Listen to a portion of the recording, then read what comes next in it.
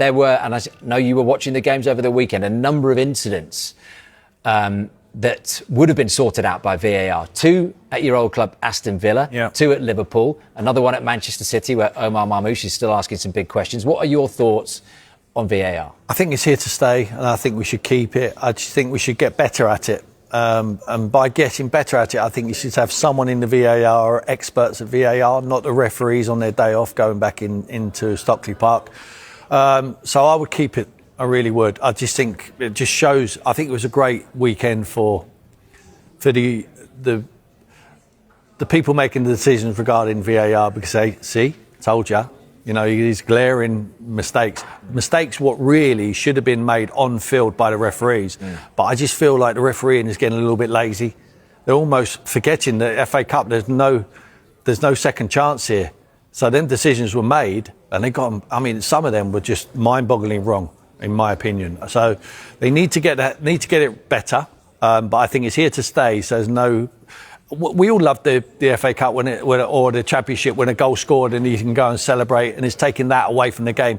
Everyone loves that, but unfortunately we've had a taste of VAR now. And there's no going back. I believe it's here to stay. I don't think we should reform it. I don't think it needs it. I don't think we need to elaborate on it anymore, bring it into any more incidents on the pitch. Keep it as it is, but make it better. That's reforming it, isn't it? Making it better? Yeah, changing it, reforming it. I think we're not changing it, we're just making it better, making decision-making better, making people accountable within the VAR. At the moment, referees have the final decision, and we hear Dermot on here many, many times, and he always says, the final decision always sticks to the referee. Now, with some of them decisions in the FA Cup, I think they almost forgot there was no VAR, and they were saying, well, if I got this one wrong, with a handball one, for instance, at Villa Park, if I get this wrong, then VAR are just going to correct it. Oh, no VAR. Well, that leads. I think the fact, Julia, they were pushing and shoving each other, and all right, he's raised his arm probably a bit higher than he wanted, but he's pushing him. Stuart's got to decide: is it violent? Is it an act of brutality? He said no. He's obviously relayed to the VAR what he's seen. The VAR's checked it, and back the referee said yellow card out. You're going to be surprised on this one, Domes, because as much as I like a physical game, you know, I'm all for that. I look at this situation, I'm like, if someone puts their hand on my throat in the street like that, you're going to get an aggressive reaction from me. So in that instance, down, right? And that's probably because if he reacts, he'll get a red card too. So I think he's gone down there, and obviously it's something that the officials should have picked up. But I look at that and I say that is aggressive because, again, I reiterate, if that happened off the football pitch and someone done that to you, you're going to react in a certain way, which probably be aggressive, or you're going to call HR.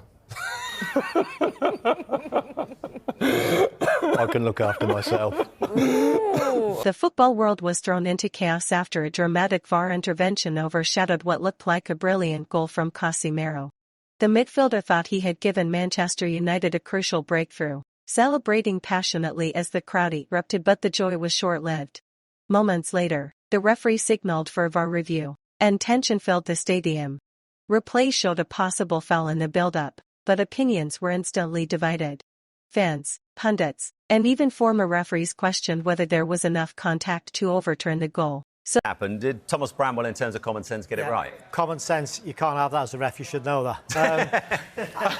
I mean, he's gone in quite high, and I understand where Paul's coming from. There's not a lot of force in the challenge, but he has caught him quite high, and his foot's just there. It's just a lazy leg. Probably doesn't need to make the challenge. The foot's quite high. He has caught him on the shin. It's not a wrong decision by the referee. He's gone in with the stud show and he's caught him on the shin. It's not a wrong decision. VAR would have looked at it. Happy with Tom's decision. Game moves on. Because it's slow motion, and when it comes, it's like he hits his shin. It does. When you look at it like that, you go, "Ooh!" But